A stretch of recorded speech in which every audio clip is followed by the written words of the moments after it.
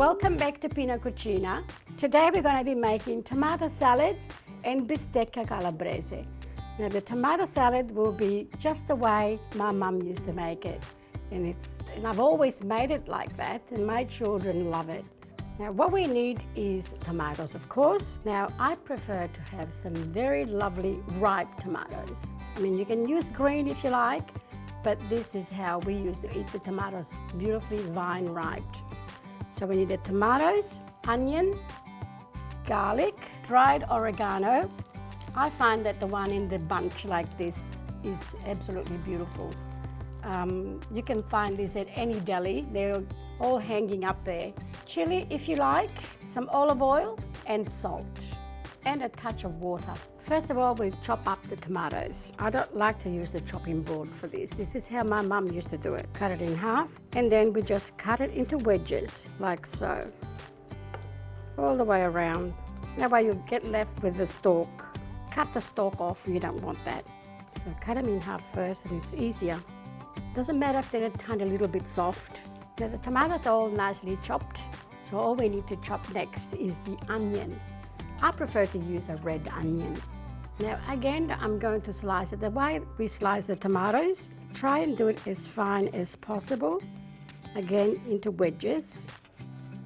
They're almost slithers. This is a small onion, so I'm using the lot. So if you had a larger onion, then you probably use half in this amount of tomatoes. But it's just up to you how much you like. Now I like a little chili in my salad, so I'm just going to put a little bit. This is not terribly hot, so we're just going to cut it into little pieces. I think this will do it. I'm going to put about half a clove of garlic. I'm going to crush it because I like my garlic crushed. That is enough. Next is the oregano. Now make sure you get this one here, not the one that's already shredded. This keeps so much better and it's got more flavor. And I just keep it in a plastic bag like this in the pantry. Make a hole on one corner and just let it shake. And you can control how much you're putting in there. Just a nice even sprinkle. The oregano is in. Now the next thing is the basil. I'm so glad that we can get it. When I can't grow it, we can still buy it in the shop. And we just tear it and drop it in. You can put as much or as little as you like. Next we add the salt. Now in Italian this is called insalata, which means salted.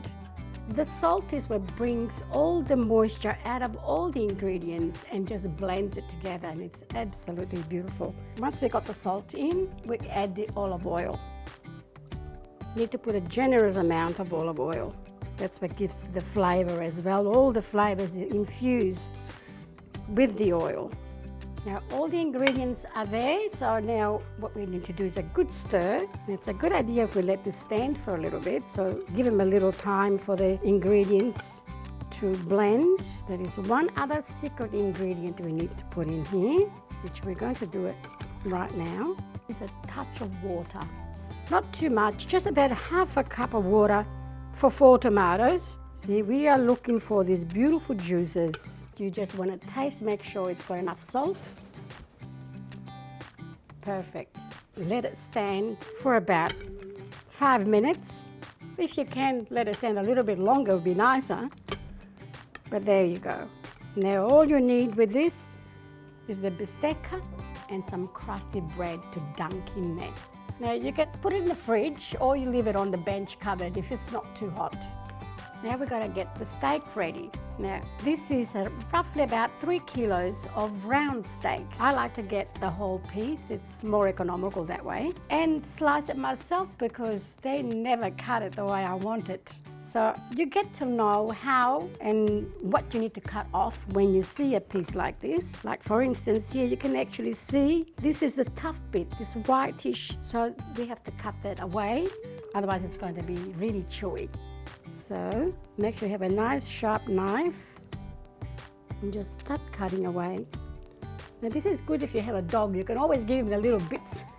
I'm just going to clean up enough here for what I'm going to use for today, but it's a good idea to do it all and slice it and freeze it. That way it's ready for next time. So what we need to do now is to slice it very thinly If you saw the chicken schnitzel episode, if you haven't seen it, go and see it. It's roughly the same. Now that's the thickness that you want. And make sure that you go across the grain of the meat, as you can see. Otherwise it won't be tender, it'll be very tough. Now, can you see this? That's another muscle there. So we don't want to cut into that because that's going to be tough. So I'm going to stop it at there. I think we've got enough here for 4 people. Next, we're going to put it in the bowl and we're going to season it.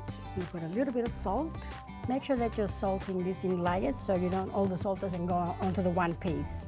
So the salt is distributed nicely. I'm going to be using 1.5 cloves of garlic, some oregano. Just put in a good sprinkle of oregano, a good dash of olive oil, and mix everything together.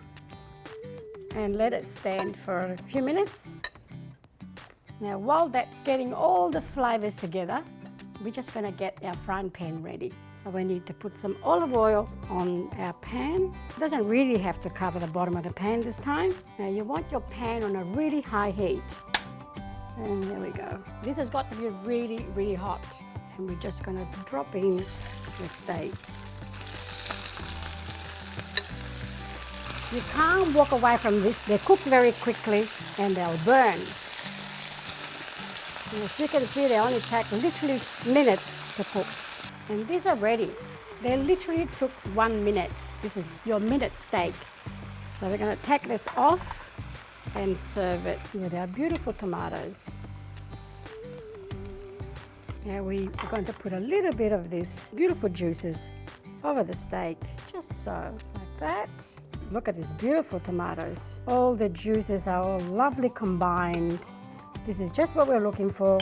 Plenty of juice for dunking beautiful Italian bread. I'm going to add that to the plate. Oh. And all you need now is lovely Italian crusty bread. Slice them up. There we go. You need to eat it very quickly because it might go a little bit tough. So it's pretty much from pan to plate. And there you have it. Pina Cucina's Italian steak and tomato salad.